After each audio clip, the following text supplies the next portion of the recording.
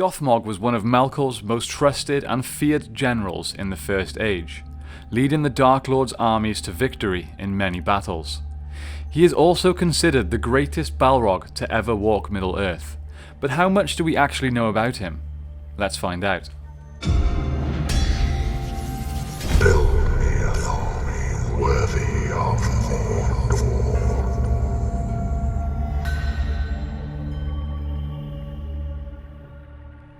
Gothmog, Lord of Balrogs, High Captain of Angband, was come, and he drove a dark wedge between the elven hosts, surrounding King Fingon, and thrusting Turgon and Húrin aside towards the fen of Serech. Then he turned upon Fingon. That was a grim meeting. At last Fingon stood alone with his guard dead about him, and he fought with Gothmog, until another Balrog came behind and cast a thong of fire about him. Then Gothmog hewed him with his black axe, and a white flame sprang up from the helm of Fingon as it was cloven. Thus fell the High King of the Noldor, and they beat him into the dust with their maces, and his banner, blue and silver, they trod into the mire of his blood. So we need to make something very clear from the start. Many of you may know Gothmog from The Lord of the Rings. In the movies, he is the deformed orc that leads Sauron's armies into the Battle of the Pelennor Fields under the command of the Witch King. Slay them. What of the wizard? I will break him. This in itself is a topic of debate, as many people believe that Tolkien intended the Gothmog to be one of the Nazgul. But that's a discussion for another time. This Gothmog was originally one of the Maiar that gave his allegiance to Melkor, and it was because of his brilliant mind and his ability to assume such an immensely powerful physical form that he was made Lord of the Balrogs. To give you a very quick rundown of what Balrogs actually are, in case you aren't aware, we will look at this quote from the Silmarillion.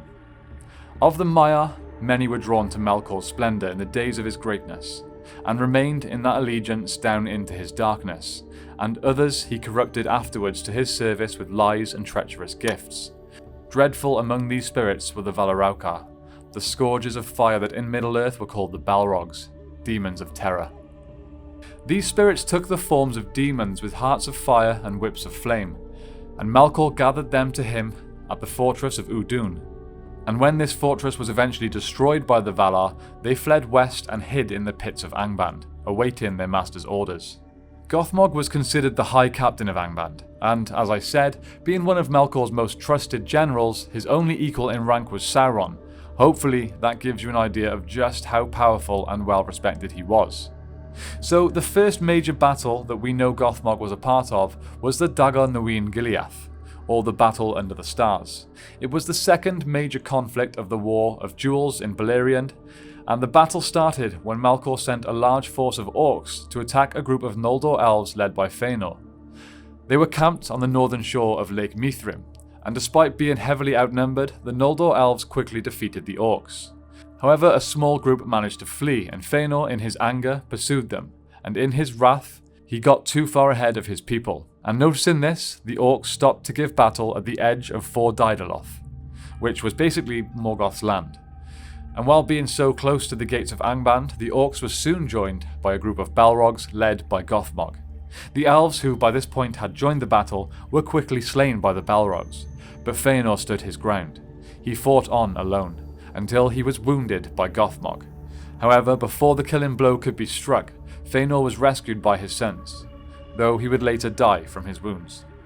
This being the first major impact that Gothmog, Lord of Balrogs, had inflicted on the Noldor elves. He would reappear as the general of Angband in several more major conflicts, including the Dagor Aglareb, in which not many of his dealings are actually recorded. The Dagor Bragollach, also known as the Battle of the Sudden Flame. I'm going to take a moment here to just give a moment of respect for the amazing names that Tolkien always gives to his battles. Anyway, the Battle of the Sudden Flame. He helped lead Morgoth's armies in an all-out assault to break the siege on Angband, and the Battle of Unnumbered Tears, in which he came up against another High King of the Noldor, Fingon.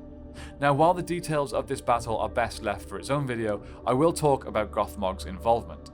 So at a point where Fingon's Noldor force had already been weakened, Morgoth released his Balrogs and dragons into the battle. It was not long before Fingon found himself surrounded, and all of his guards slain. He dueled one-on-one with Gothmog, but was hit from behind by another Balrog. Gothmog then took this opportunity to strike Fingon over the head, and fire sprang from his helm. Presumably, this strike killed the High King of the Noldor instantly, but Gothmog continued to beat his body until nothing but dust was left. A terrifying image. This marked the day in defeat for the elves. It was also here that Gothmog, along with some orcs, captured Húrin, who was taken to Angband and tortured for information on the hidden city of Gondolin. He gave up nothing, and so Morgoth cursed him, eventually releasing him, feigning pity to a defeated enemy. Unfortunately, Morgoth's plans were fulfilled when Húrin attempted to return to Gondolin, revealing its hidden location to the Dark Lord. And so in the year 510 of the First Age, after years spent trying to find its location, Gothmog and the forces of Angband finally besieged the hidden city of Gondolin. Gothmog was confronted by Ecthelion of the Fountain, one of the greatest heroes of the First Age, and they dueled. The Lord of the Balrogs eventually knocked the sword from Ecthelion's hand and prepared to strike him down, but as he raised his fiery axe, Ecthelion ran towards Gothmog, ramming his pointed helmet into the chest of the demon, forcing them both to fall back into the Fountain of the King. The waters then extinguished the flames that kept Gothmog alive, killing him, and drowning Ecthelion, ending the Battle of Gondolin. So, there we have it, my friends. That was the life of Gothmog, Lord of Balrogs as we know it. It is very clear that he was an extremely feared being, and rightly so.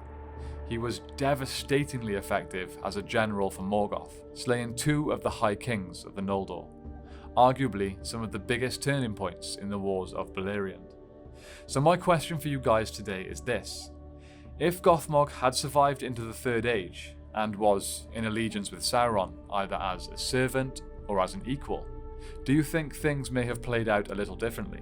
Let us know your thoughts in the comments down below.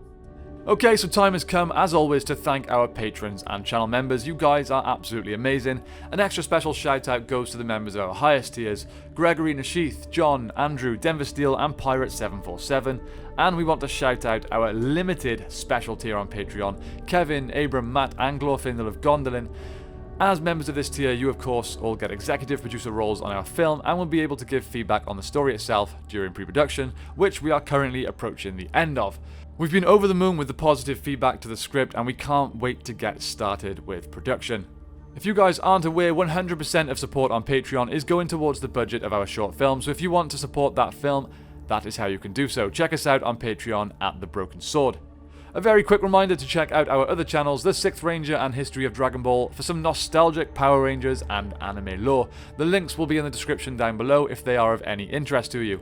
Thank you all so much for watching. I hope you have a great day, and I will see you next time on The Broken Sword.